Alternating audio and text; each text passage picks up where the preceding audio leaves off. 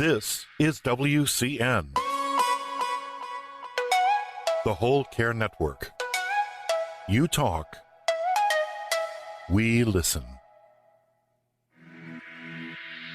Content presented on the following podcast is for information purposes only. Views and opinions expressed during this podcast are solely those of the individuals involved and do not necessarily represent views of the Whole Care Network. Always consult your physician for medical and fitness advice, and always consult your attorney for legal advice. And thank you for listening to the Whole Care Network.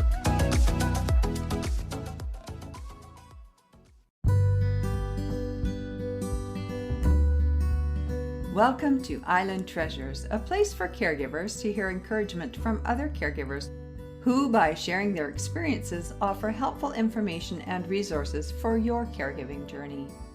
This podcast is brought to you by our sponsor, Cabin Tilly Contractors in the Comox Valley, where we care too.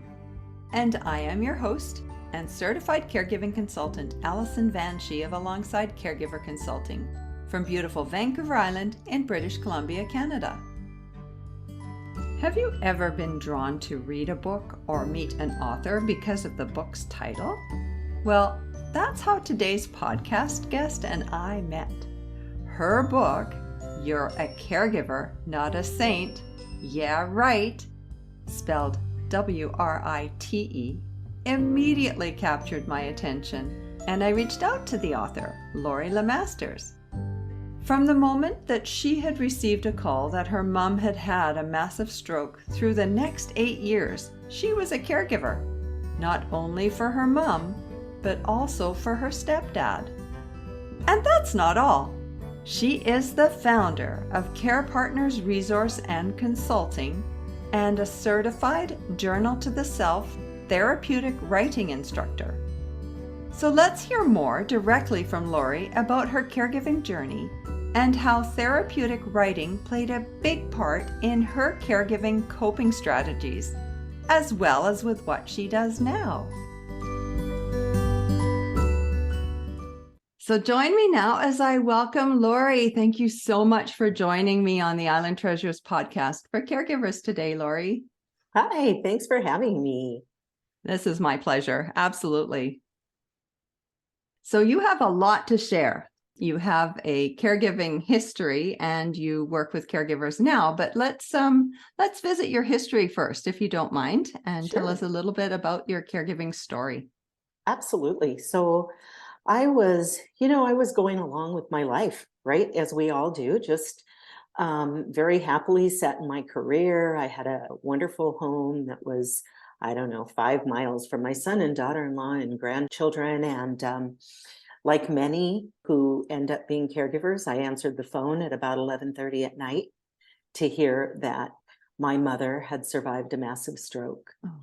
And she lived in our family home back in California, and I was at the time living in Colorado. And she was the caregiver to my dad, who had, within a few months, had gone on dialysis. Mm. And she was really struggling with managing getting him to and from appointments in LA traffic and still being able to do some of her committed things. She was quite the volunteer. So when I got the call, I immediately made the arrangements, jumped on the plane, and got home. And the doctors immediately were saying, she's never coming home. Oh. You need to find assisted living or somewhere for her to go. And my other siblings were pretty much on board with that. And I was not. Mm. So I called my son and I said, here's the situation. And not even a breath later, he said, Mom, you've got to stay. You've got to do what it takes to take care of Grandma. And so I made the decision to move back home and take care of my mom and dad. And that was an 8-year journey. And you had no forewarning. You had no time to plan. No, none. So Tell me a little bit how that went. Well, and you know what? It was on top of an extraordinary year.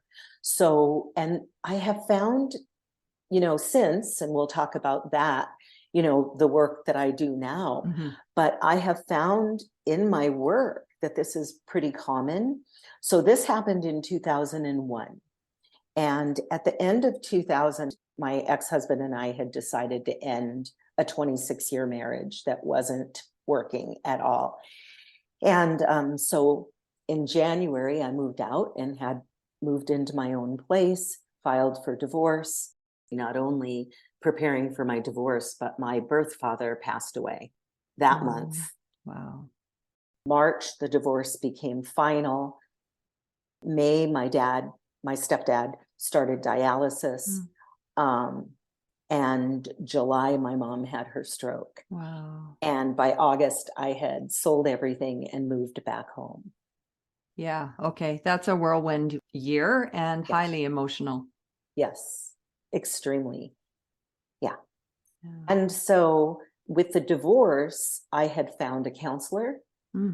And so she kind of off and on throughout the whole process, I would reach out and she'd jump in and I'd get some assistance throughout the process. But I don't know where I'd be if I hadn't done that. Well, that's interesting that you make that connection and you were able to carry on your relationship with her through the different challenges you were facing. So you made that move. And so you had a support. Even though you were facing the unknowns of caregiving, you had someone that was a valuable support for you. Yeah, I did have some support, but I will say that the first several months I did not reach out. You know, you become so overwhelmed immediately. You know, by the time I got back to California after being notified, my mom was still in the phase of will she make it or not? And then she went from that to she's going to make it, but be severely disabled.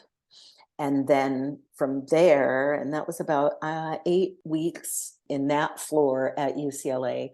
And then once they decided she was going to make it, she needed to be rehabbed, then they moved her down to the rehab level. And she was there for probably another 8 to 12 weeks. Yeah. And the wonderful thing about UCLA is they were very, very supportive of my family, my dad, myself, coming in and learning from them, you know, how to shower her, so I should say that she was paralyzed on her right side. Okay. So she was a full transfer, and she was left in expressive aphasic. And what that means is that she can't use language to express herself, but she could understand everything that was going on around her. So I can't imagine the difficulty that was for her. Yeah. Very frustrating for her. Yeah. Especially when a person doesn't communicate outwardly with words, people just assume that they're not able to comprehend. Correct. Yeah. Yes. And I even found that with the medical community. Like, I don't know if it was a comfort level or that assumption that you mentioned or what, but they would dismiss my mother altogether and turn and speak to me when we were in doctor's appointments or when I was taking her places. And I would have to say, speak to my mother. She, you know, this is about her care. You know, she has some input here. So that was very frustrating. My mother we are Latino, and my mother was a very strong matriarch of our family. So to have her voice taken was really traumatic for her, I think. So you stepped up and advocated. I did. Talk to my mother. I am my mother's daughter, after all. And, you know, we called it doing because that was the word that would come out when she thought she was saying full-on sentences. She would go do, and then expect me to respond appropriately, not knowing that she wasn't using words. And but she could sometimes. So I would say, Mom, you just do-do-do'd me, and I would kind of repeat it back in the inflection she used. And she would look at me really puzzled and she'd say, I did? You know? It's just crazy. So it was a long 8 years of that. But you learned how to read the do. Absolutely. And decipher what she was saying, interpret Absolutely. Yeah. And you learn to ask the appropriate questions in the appropriate way. Right. so that she could yes or no or whatever a response. Like you said, I did. Yeah, I do. I do. So you said you were caregiving for 8 years-ish Mm-hmm. for both. My stepfather lived the first 3 years after my mom's stroke, and he ended up passing from a heart attack. And he had some pretty strong health issues, all from diabetes, which was what got him being dialyzed. And then about a year after he passed, we made a family decision to move back to Colorado so I could be close to my family and my mom. We gave my mom options, but her choice was to come with me. So, And be with her grandson and be with her great-grandchildren. yes. Well, she still had several in California, grandchildren, great-grandchildren, but she just chose to come with me. So, which was great. I was her youngest, and I always described it as my older sister was sort of her mini me, and my middle sister was sort of bit of the problem child, and I was sort of her best friend. Oh, And so that was just kind of our relationship always, and so it felt natural when she chose to move back with me. well, and she knew that you were invested, like the simple fact that you'd gone out, like I say simple fact, but it's a huge fact that you went out there to be with her and your stepfather. Yeah. Yeah.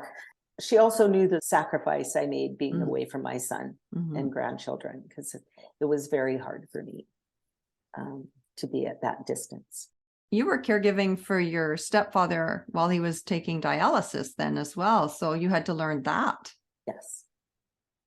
Yep. How frequent were his dialysis treatments? 3 times a week, 3 hours at a time. Yeah. Yeah. And it's unfortunate because, he didn't feel well the entire time. Oh. It's not like you go in and dialyze and then you come home and you're just like all chipper and healthy and feel great. In some ways, I've known many people on chemo, and I think that his dialyzing process was worse than people on chemo. So, but it brought joy to his heart having mom at home. That was one of the things that he would say to me is, please, when I first got to the hospital and the doctors were saying she needed to go somewhere, he took me aside and he was like, please don't let that happen. We have to be together in order for her to get better. And I agreed. And you knew that. Yeah. Yeah. So you made him happy and you made your mother happy. Absolutely. And I made myself happy. The truth is, as difficult and challenging that caregiving is, it was such a beautiful experience that I felt even closer to them. I learned things about them I don't think I ever would have, and about myself that I never would have. And I wouldn't take it back. I mean, it's a time of pride, and there was a lot of joy. And that's a reflection now. Did you feel that way when you were entrenched in caregiving? Oh, no, that's a reflection now. Yeah, you've learned so much. Good question. When you're a caregiver and you're listening to the conversations, I think it's important to be able to hear raw, truthful conversations, so that as a caregiver, there were times I woke up, I slept with a baby monitor for 8 years, right? So in case she needed me in the night and whatever. And there were days that I'd wake up and I'd hear her breathe. And honestly, there were times I was disappointed. I mean, I love my mother. She was, like I said, my best friend, but there were days when I was like, enough already. Can this just be over? That's a natural emotion. It is. And caregivers need to be told that you're not the only one who feels that way. No. And especially because you don't want her to be suffering. you know that you're at the end of your limit. Yeah. It's multifaceted. So, Absolutely. and it's really good to be honest. And it's really good, like you say, for other caregivers to hear that and to know that there is a time that you can look back and say, you enjoyed it.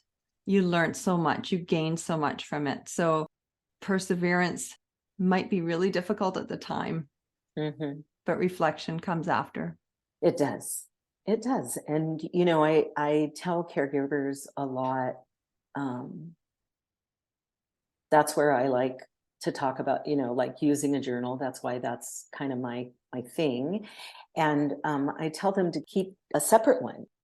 Keep a happy moments journal. Log the things that happened in the day that you're grateful for, that, made you laugh, those experiences, so that on the worst days you can go back and look at the happy journal and go, oh yeah, there are moments of joy, even through the process. Yeah. Well, I know that joy, laughter, caregivers need that. And I learned early on, facilitating support groups, that caregivers who were coming to the support groups just needed fun. They needed to laugh. So number one on my terms of reference for the support group was have fun. And we try to have at least one really good laugh in each meeting, like just, and then there was a time when I said, what do you want from the support group? And they, said, we want to have fun. And so I brought an activity that was fun, and they liked that, like it was just light and not the stress that they were enduring. I think that's such a great idea too, because so often support groups tend, even though they're intended for a caregiver support group is intended for self-care for the caregiver, but unless you have the right leader, what ends up happening is they still talk about the person they're caring for.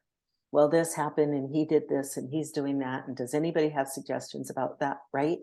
And so to take them out of that space, out of that headspace, and just do something fun where you're not even thinking about that is really a great idea and so important, because it's hard for someone in that position to think about themselves, right? Well, laughing feels wrong. I've heard them say, laughing feels wrong. I shouldn't be laughing. Right. Yeah, you should. But I will add that we also do the resource. We do the resource sharing, the information sharing, the tips that the other caregivers have learned and on their journey. So yeah, it's support groups are you say journaling's your thing. Support groups are my thing. Yeah, very much. That's great. Yeah. They need to be somebody's thing. True. Oh dear. So on that note, you learned to journal as a coping strategy. Let's step back a bit. What did you find to be your biggest struggle through caregiving? Family dynamics was the biggest struggle for me. We never come into this journey and with nobody has the perfect family. Nobody has the perfect relationship with the person they're caring for. That's why I haven't found a better descriptive word for someone caring for a person other than caregiver. That's what terminology everybody uses. I don't care for that word necessarily. And loved one, I don't like that terminology either, because you're not always caring for someone. Sometimes it's the wild child that's coming home to care for their parents because no one else is doing it, or something that left home at 16 or whatever. There's lots of different circumstances that bring people back to that situation. So in my case, I have a very unique situation. My mother was married, had 4 children, got divorced, married my dad, got divorced, then had me. They weren't together very long. And then my dad continued on to get married a few more times, and I had siblings from that, right? So I am my mom's youngest. I'm my dad's oldest, but between the two of them, I'm the only child. Oh, that's And cool. it's kind of crazy, right? And I that's was cool. Yeah, and I was raised by my stepdad, who had no other children. So I was basically his only child from the time I was 11 on. Okay. But with that dynamic comes some challenges and drama. So growing up, there was always some conflict, with my older siblings, and we weren't good communicators, unfortunately. And I own it. I wasn't the best communicator, and I'm a control freak, and I felt like I needed to control every aspect of my mother's care, which when you behave that way, you're very encased in that, and it's a very hard shell. So people don't know how to crack that shell or get in there. And what I've since realized is that I didn't do them justice, my siblings, nor did I do my mother justice, because they probably could have done more and offered more had I been more open to that. You stepped in as a protector, though. And like you say, a little bit of a control freak, but I think I see the protector, and I like the image of the hard shell. I think that's very cocooned. Yes, exactly. Exactly. That's, I always say, like, as a retired social worker, without family dynamics, we would be out of a job. We'd be out of a career. Like, it's all about relationship and dynamics and conflict and finding solutions. But no, you're right. 100% correct in that there is no perfect family. Yeah. Some people think they have the perfect family, but they do not. You do not. And so as far as the aspects of caregiving themselves, I think I was pretty good at that. I'm a problem solver. So I, was able to do the research. I was able to, yes, it's stressful and it's difficult, and there's all of those aspects, but those were pieces that I could manage and handle. It was just the outside influencers that I had, I think, a bigger emotional struggle dealing with.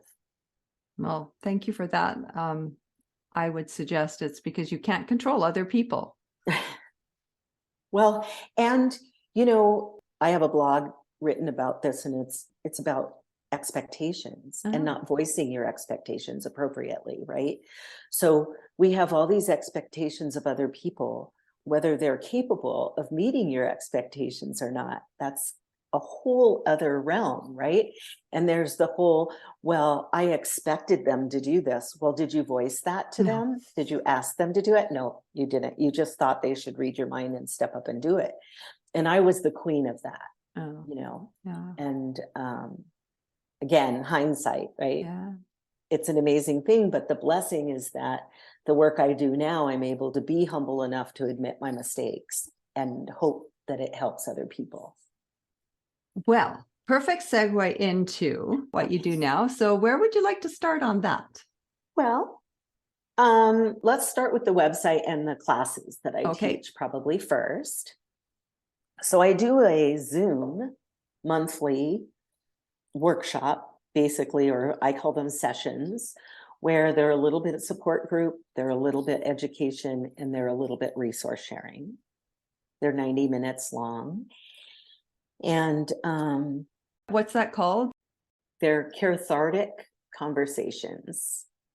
That's probably the most consistent thing that I do. And I'm able to do that free of charge. They're free of charge? Yes. Well, that's amazing. Thanks. Well, thanks to Colorado Respite Coalition, who is a program of Easter Seals. They sponsor me and have been for several years. And it used to be Colorado specific, but here's one of the positive things that came of COVID, right? Mm-hmm. We went online. And so now my Zoom classes are available to everybody, and I have people from all over that join. Even Canada? I did have someone from Canada for a while. Wonderful. I think her father passed away, so she hasn't been joining this last few months, but. Well, that sounds like a great resource for caregivers and a free resource for caregivers. So perfect. Okay. That's number one. Schedule's on my website. Okay. And what is your website? carepartnersresource.com. Okay. And so the other primary thing you wanted to share, like you've got so many things, Lori. Thanks. Well, I have a YouTube channel and I have my website. I have my Facebook page where I offer writing tips and things. But my big news this year is my book. Yeah. Yeah, that I finally published. And let me tell you, that's been about 10 years in the works. So it's finally out there and available on Amazon. And I'm pretty excited about it. And the title is? You're a Caregiver, Not a Saint. Yeah, right. And that's WRITE. So I must confess that it was the title of your book that made me reach out to you. Okay, great. Because I love it. You're a caregiver, not a saint. And then, yeah, right. Thank you. Yeah. That's one of those, and, as a social worker, you probably dealt with this a lot, but it's one of the pitfalls caregivers have. If you haven't seen someone in a while and you run into them in the grocery store and say, what are you doing? And you say, well, my husband has dementia. And so that kind of takes so much. Oh, you are such a saint. I could never do that. I couldn't caregive or whatever. And the challenge with that is when you buy into that thinking, it makes it really, really hard to ask for help. Because you think, oh, I'm supposed to be able to do all this myself. I'm a saint. Everybody thinks I'm perfect. So I've got to figure it out on my own. And no one's perfect. No. And no one can do it on their own. Right. Yeah. So the big lesson there is ask for help. Don't just expect that because people may think that you're a saint, that you are a saint, because you know the truth. Yeah, right. Yeah. I actually tell caregivers to make a list of everything they do in the day. Yeah. And carry it with them. And when someone says, how can I help? Hand it to them and let them self-identify. Love it. And then take one of those tasks. Yes. Ask them to take one, because often we assign people things. Somebody says, how can I help? And you say, oh, if you could bring a meal a week, that would be great. But if you're asking someone who doesn't cook for themselves to cook you a meal once a week, what are the odds that that's going to happen? They might do it once, but they're not going to keep doing it. Yeah. Yeah.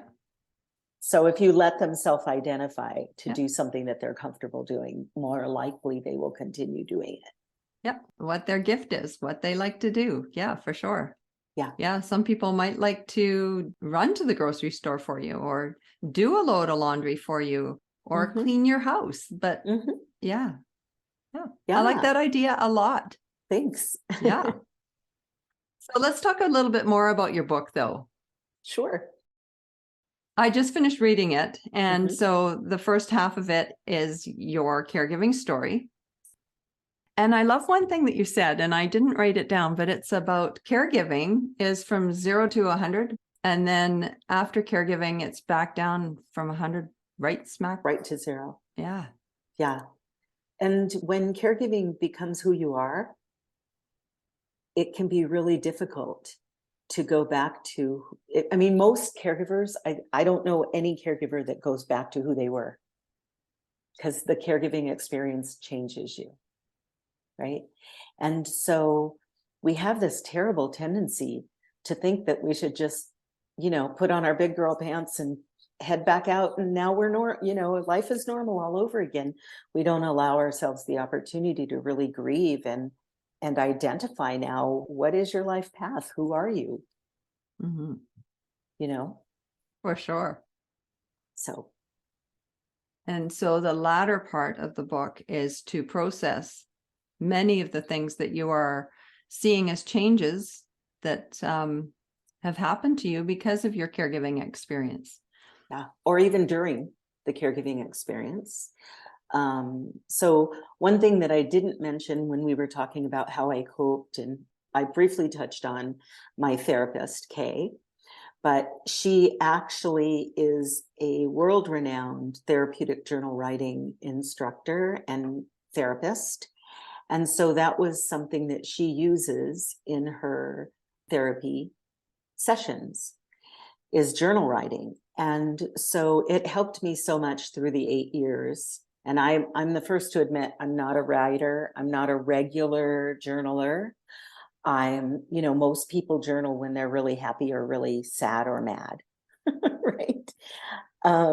But she teaches a specific technique that helps you get to the emotion, helps you get some aha moments about why you feel the way you feel. And so it helped me so much that I decided to become certified in therapeutic journal writing. And so that's what I use in most of my work with caregivers. Yeah. Well, I know when we talked the first time, and you said that not only do you provide journal prompts, but you get folks to look at what they've journaled, and they have reflective questions, and they go deeper into what they just wrote. Right. And so you're looking at the feedback of what your emotions are. Right. Right. How you didn't realize something about what you just wrote until you go back and explore. Yeah. Like why? Like what was that trigger? Why did I react that way? Right. And one of the perfect examples that I give often is a situation that happened with my mom and I. Towards the end of my caregiving journey with her, I had realized that the best thing for me to do was to spend the day with her, just like normal, feed her put her to bed in the evening. And then I would have someone come in and stay there just to make sure she was safe, but she was in bed. She was tucked in for the evening. And I would go to dinner with a friend or, a movie or do something for myself. Again, control. I didn't like leaving her with people during the day because I didn't think they could understand her and whatever. So this one particular evening, I went in to say goodnight with my friend. And my friend and I'm like, Mom, we're going out for dinner and whatever. Well, my mom had this habit when I was leaving the house, she would point at the clock and she would do me, which I knew meant, when are you going to be home? Mm-hmm. And this particular evening, it just set me off. And I was like, Mom, I am 45 years old. I'm going to dinner with a friend. So-and-so is here watching you. You're safe. You're fine. I'll be home when I get home. That's it. I love you. Good night. And we left. So we get into the car and my girlfriend is like, wow, that was quite a reaction. Your poor mom just wanted to know when you were going to be home, right? Mm-hmm. So, of course, we finished dinner. I didn't have a good time. We cut it short. I came home and woke her up, told her I was sorry, the whole 9 yards. But when I journaled about it, the first part of my write was about, I get so frustrated when she does that to me, on and on, just complaining about the scenario.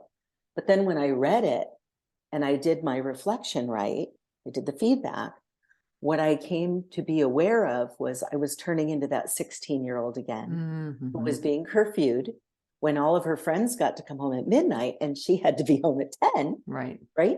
Here's the important part, though. Once I recognized that trigger and why I was reacting the way I reacted, I was able to come up with a different way of leaving. So I just made it a point to say, I'll probably be home around 10, but I might have an extra glass of wine, or the movie might run long, or whatever. So I may be a little longer, Mom. Don't wait up, whatever. That stopped her from doing me. And that stopped me from, having a bad reaction. And I was able to go out and enjoy myself. Yeah. Great example. Yeah. Because that teenager is in all of us, whether we want to admit it or not, right? Well, sure. Yeah. And if you're caring for a parent, it's going to come out. If you're caring for a spouse, there might have been time early in your relationship when you had conflict about something, and then later that can be stirred. So, but you don't recognize it sometimes on the surface. Right.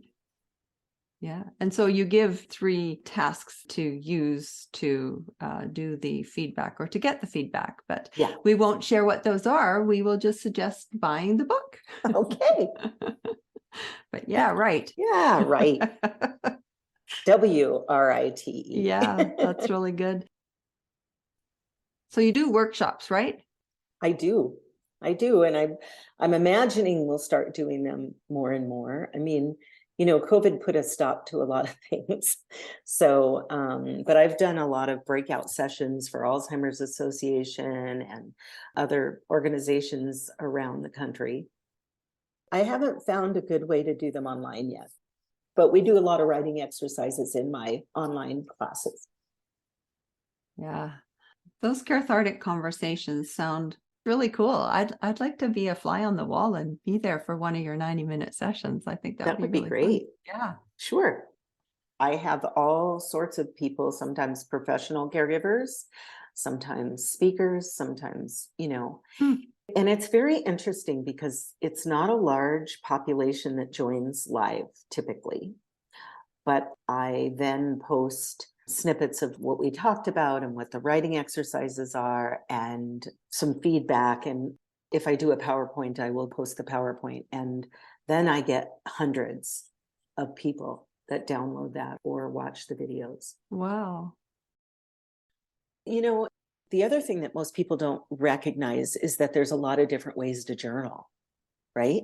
So in my book, I offer different techniques like unsent letters or perspective writing and character sketches. And those are all designed for very specific circumstances when you're trying to get to an awareness about something really specific. Or like unsent letters are really good to do if you have an issue with a sibling, right? Or someone, and before you have the conversation, it's nice to get all that emotion out so that you can have you can define, okay, this is important to say. Maybe I should say it like this. I shouldn't say it like that, things like that. And you've gotten the unsaid things off your chest. Yes. I love the unsent letter because it is an unsent letter. Correct. And you can choose to shred it. You can choose to rewrite it so that it's sendable. Yep. But it gets your intentions out. It gets your thoughts clear, like you say. I really did like the unsent letter. And the character sketch and the perspectives, like that was really cool too. Like you're kind of fast forwarding yourself and looking back and how could this have changed things? It's kind of like visualization, visualizing a different ending. And yeah, very cool. Thank you. Yeah, You're very welcome. helpful. Yeah. I use journaling a lot, even post caregiving. It's a wonderful thing. And one of the things that I love about the unsent letters is it's really cool to be able to, so often I speak to people who are post caregivers and they'll say their biggest regret is they were with their loved one for, 20 hours and got up to go to the bathroom and came back and they had passed, right? Or whatever. I'm a firm believer in, we let go when we want to let go. And so maybe they didn't want you there at the time or whatever. And they were hoping that you'd go to the bathroom earlier. Yeah. Yes. It's like, get out of here already. But you still have that pent up, all that stuff that sometimes it's guilt, sometimes it's just plain sadness, but writing a letter to them and saying goodbye is a really wonderful process that allows you to let go of that grief that can hold you back from moving forward. And I like to, you had a couple of letters that were to grief. You wrote to grief and you wrote to your anger. It's true though, we do get angry and we channel our anger or we direct our anger at a person, but it should not be directed at that person because you are actually angry at something else. Yeah. Yep. And it helps you. And that's why I made the back of the book as a workbook.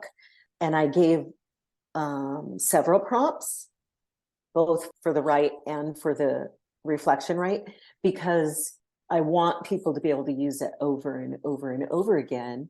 And also realize that we can all use these techniques and these prompts. And you don't necessarily have to be in a caregiving situation. But the truth of the matter is, I think we're all caregivers, whether you're caring for someone who's ill or not, where if you're a spouse and both of you are healthy, you're still caregivers to each other, right? If you're a parent, you're a caregiver to your children, always, so I specifically wrote it with caregivers in mind because, that was my heart. I mean, my mom and I made a decision that I would start my business about a year before she passed. And it was because we didn't want her to have gone through this struggle for nothing. And we thought the best way was to help other caregivers with their journey. And she was a part of that then, Yes. like that made it even more special because she was there at the beginning of your Correct. business. Correct. Yeah. No, and you've tried the techniques. Like not only did you become certified, but you have tried and applied the techniques and they worked for you. Like that Absolutely. helped you get through, and it helps you have positive reflections as you look back. Yeah, that's true. Yeah, good point. I hadn't thought about that even. But yeah, it helps you have a more positive journey for sure. It's such a cliche, but it is a choice, right? It is a choice whether you have a good day or a bad day and how you accept the experiences that come to you. And so there are some people who could look at my mom's situation and my situation, what I was presented with, and harbor anger and resentment for the rest of my life. That isn't how I chose to see it. My mom and I chose to see it as an opportunity to spend time together and to help other people. And you use the term care partners. Yes. Yeah. And that's because you and your mom were partners. Absolutely. Absolutely. And my dad, I mean, we were partners, and my son and my siblings, right? I mean, and I feel like the term giver makes you feel like you're the only one, you and the person who is in need of care are the only two participants in that. Mm-hmm. And that's usually kind of rare too, right? There's other people in that partnership of care. Well, you talk about a support team as well. Mm-hmm. Absolutely. Building a team. I talk about the term when caregiver becomes who you are, your identity gets wrapped up in that entire role, which is not healthy, because then again, you think you have to do it all yourself. But when you think of the term as something you are doing, I am caregiving to someone, right? Or care partnering with someone, right? Then it's like a job. And if you start a job where they give you a task and you don't know how to do it, you ask, I've not been trained on this. How do I do this? Right? But when you feel like it's who you are, it's like, oh, I guess I should know how to do this. And so you sort of struggle through it. You're the saint at that point. Yes. Or trying to be the saint. And your support team, I don't know, did I see that in the book or did I see that on your website? It's probably everywhere. Okay. Because it's a big deal, It is a big deal. It's necessary. Such a big deal to engage people. I also have, I think in the book, a little piece on how to re-engage people, right? I had this really, again, the control, right? I immediately felt like this is my new life and I need to learn how to do it all by myself. So people would bring food and and I would be polite, but I would say, thanks, I'll take this, but don't do it anymore, please. I need to learn how to prepare the meals and, do everything by myself. So after a couple of years, when you realize, oh, that was a mistake, but everybody's gone away, how do you re-engage them? How can you get people to, what language can you use? What techniques do you use to get people re-engaged in this care partnering situation and rebuilding or building a team to help you? So you have discovered how to do that. They say, oh, by the way, what was the recipe for that dish you brought me 3 years ago? That's a great one. Yeah. What I think is the most simple way is to just say, hey, things have changed, right? In the beginning, I felt like I could do it myself, but my dad's needs have gotten greater, or my loved one is deeper in the dementia now, and I can't leave him alone like I used to be able to. right? So if that offer still stands, I would really love to take you up on it. Yeah, that's good. Good tip. Requires a little humility, but But you're a caregiver, not a saint, right? that's right. Get that team built. So, Lori, you just shared a huge tip, but what's another tip that you could share with the listeners? Yeah, so probably the biggest tip that I would tell caregivers is that caregiving comes with a lot of different emotions, and it's so important to stay in touch with yours and also to recognize that those emotions are natural, right? Because again, you're a caregiver, you're not a saint. So within those emotions, it's a completely normal reaction to be angry, to be sad, and happy and joyous. We still have all of those emotions. And so definitely staying in touch with them and accepting them.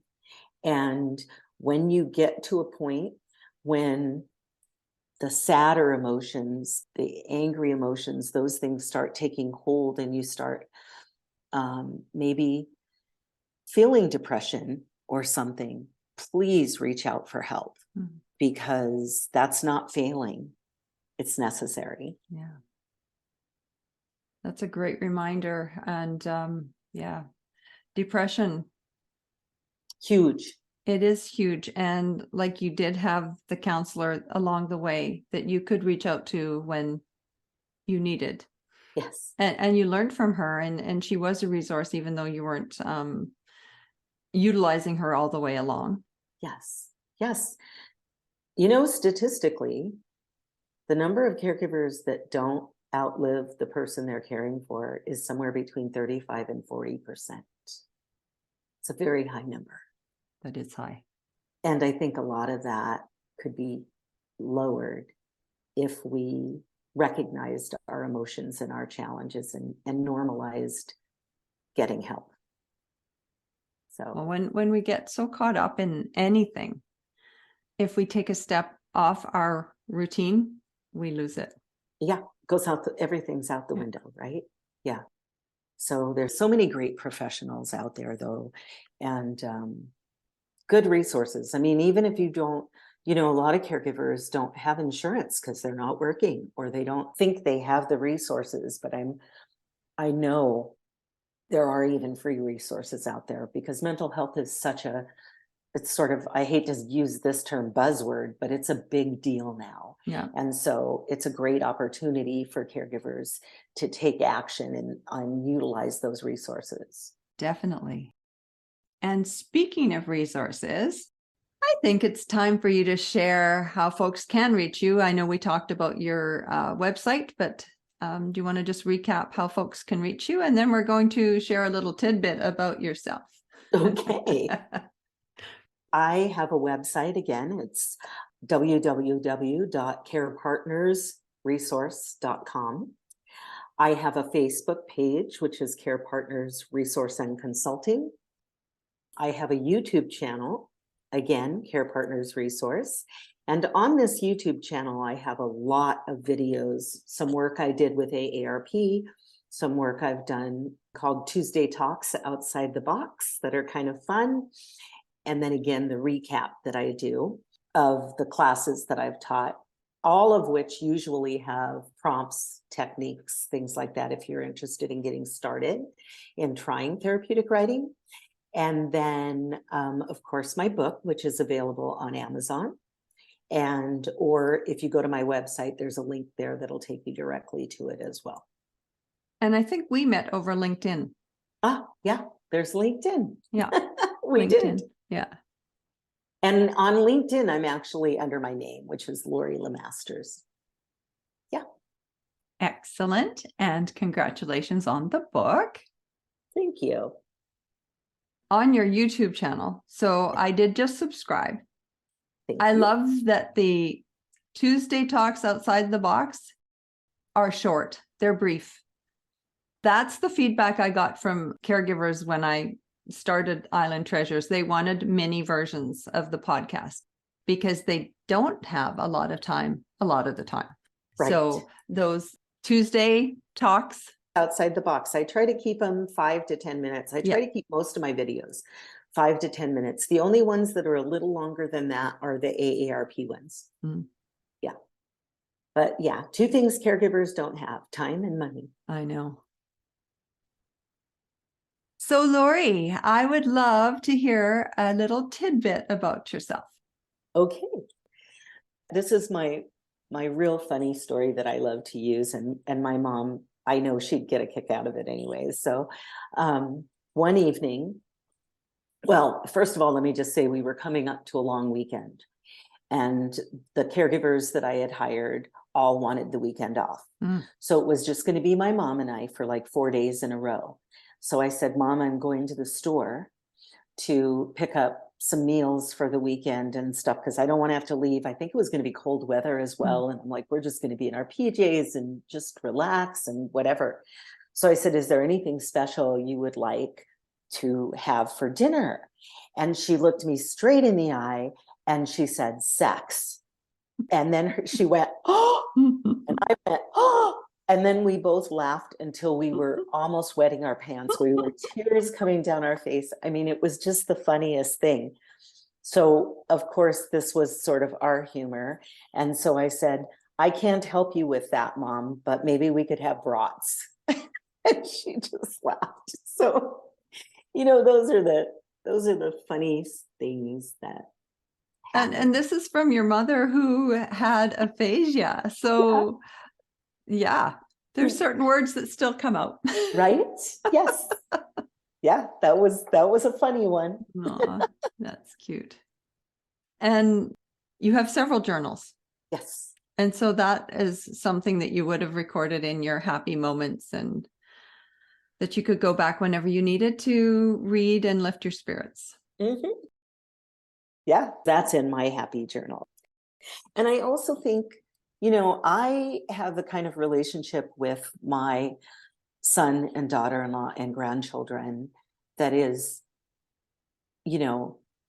open and comical and, whatever. I have kept all my journals over the years. And so my daughter-in-law is my journal keeper. And so I have told her, if anything happens to me, this is what I want done with my journals, which is a tip that I give in my book also, because it's important for people to be able to write freely without worry about if somebody finds it or what if something happens to me, kind of thing. But they know that story about their grandma and great grandma, and it makes them laugh as well, because it's almost a little piece of her humor that she might have said had she not had a stroke anyway. Yeah. Maybe not in that context, but you never know. It was going to be a girls' weekend, so you guys were setting the stage. There you go. But thank you for sharing that. Sure. So this is great. Any final words? I just want to thank you so much for finding me, for the work that you do, because I love the variety of people that you bring on to Island Treasures. I think that that's so important, and I think it's wonderful. I just want to encourage any caregiver or any person out there, you don't have to be a caregiver to listen to this recording podcast, because you probably know someone who is a caregiver or who will be one. So I think there's a lot of information here and on your podcast, and there's a million other podcasts out there. Sure. So I would just say, take advantage of those opportunities, when you're walking, when you're doing your workout, when you're cooking in the kitchen, whatever the case may be, because the information is so important. You may think, I don't write, so I'm not interested in this.